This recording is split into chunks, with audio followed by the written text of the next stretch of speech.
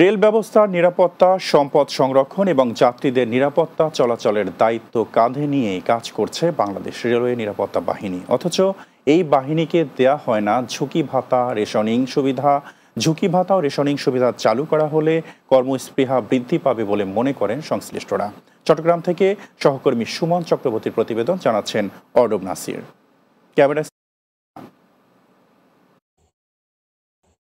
2016 সালের আইন অনুসারে বাংলাদেশ রেলওয়ে নিরাপত্তা বাহিনী একটি সংবিধিবদ্ধ শৃঙ্খলা বাহিনী হিসেবে স্বীকৃত। আইন অনুযায়ী এই বাহিনীর সদস্যরা রেলপথ, ট্রেন সহ রেলওয়ের যাবতীয় স্থাপনাকে চোরাচালান, নাশকতা, অগ্নিকাণ্ড, টিকিট কালোবাজারি ও অন্যান্য অপরাধ থেকে সুরক্ষা দিয়ে থাকে। তবে এই বাহিনীকে দেয়া হয় না ঝুঁকি ভাতা ও রেশনিং সুবিধা। বিভিন্ন কিছুতে আমরা গুরুত্বপূর্ণ জায়গায় রেলের বা স্থাপনা সম্পদগুলোতে আমরা দায়িত্ব পালন করে আসছি। বৃহৎ রাষ্ট্রীয় সম্পদ রক্ষায় একাধিকবার আমাদের সদস্য আহত হয়েছে এবং মৃত্যুবরণ পর্যন্ত করেছে। সংবিধানের 52 অনুচ্ছেদ অনুযায়ী আমরা রেশন ঝুঁকি ভাতা প্রাপ্য, আমাদের যে প্রাপ্য দাবি সেটা আমাদেরকে দেওয়া উচিত। বাংলাদেশ রেলওয়ে এবং রেলপথ মন্ত্রণালয় গত 5 বছরে 4 বার অর্থ মন্ত্রণালয়ের কাছে রেলওয়ে নিরাপত্তা বাহিনীর সদস্যদের ঝুঁকি ভাতা অনুমোদনের জন্য প্রস্তাব পাঠিয়েছে। এই বিষয়ে উচ্চ পর্যায়ে আলোচনা করা হবে। আমরা তাদের দাবিগুলো সরকারের কাছে আমরা তুলে ধরতেছি, কিন্তু এখন আসলে বিষয়টা এখনো সমাধান হয়নি।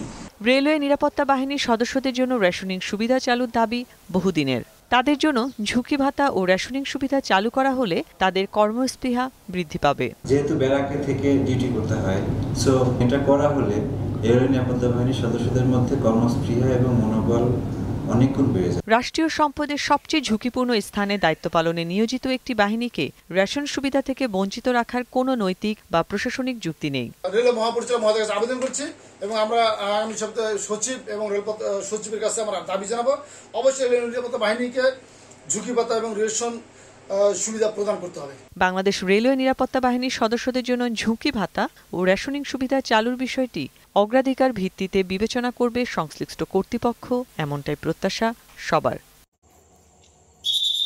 News desk, Bangla TV.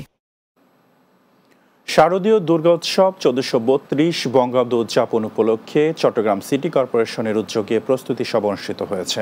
Tiger পাসের চসিক কার্যালয়ে আয়োজিত সভায় প্রধান অতিথি ছিলেন city mayor doctor Shahadat Hossain. সভায় আসন্ন দুর্গোৎসব সুষ্ঠুভাবে সম্পন্ন করার জন্য আইনশৃঙ্খলা পরিস্থিতি বজায় রাখা, নিরাপত্তা জোরদার, মণ্ডপে পর্যাপ্ত আলোকসজ্জা ও স্বাস্থ্যবিধি নিশ্চিত করার বিষয়ে আলোচনা হয়। এতে চট্টগ্রাম সিটি কর্পোরেশনের পক্ষ থেকে 15 লক্ষ টাকা অনুদান দেওয়ার ঘোষণা দেন মেয়র।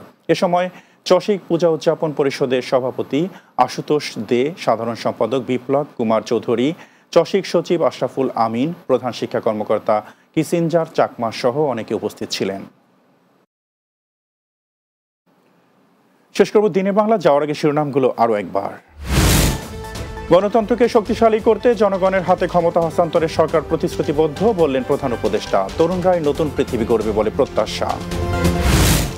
ধর্মভিত্তিক একটি রাজনৈতিক দল বিএনপির বিরুদ্ধে অপপ্রচার চালাচ্ছে, অভিযোগ রিজভির। পেছনের দরজা দিয়ে ক্ষমতায় আগ্রহীরাই পিআর পদ্ধতি চান, বললেন জাহিদ। ঋণখেলাপিরা নির্বাচনে অংশ নিতে পারবেন না, জানালেন অর্থ উপদেষ্টা। কালো টাকার বিস্তার ঠেকাতে সচেষ্ট থাকবে অন্তর্বর্তী সরকার। এবং গুজনের ঢল ও ভারী বৃষ্টিতে চাঁপাইনবাবগঞ্জে পদ্মার পানি বেড়ে নিম্নাঞ্চল প্লাবিত, ভারী বর্ষণে তিস্তার পানি বেড়ে লালমনিরহাটে বন্যা।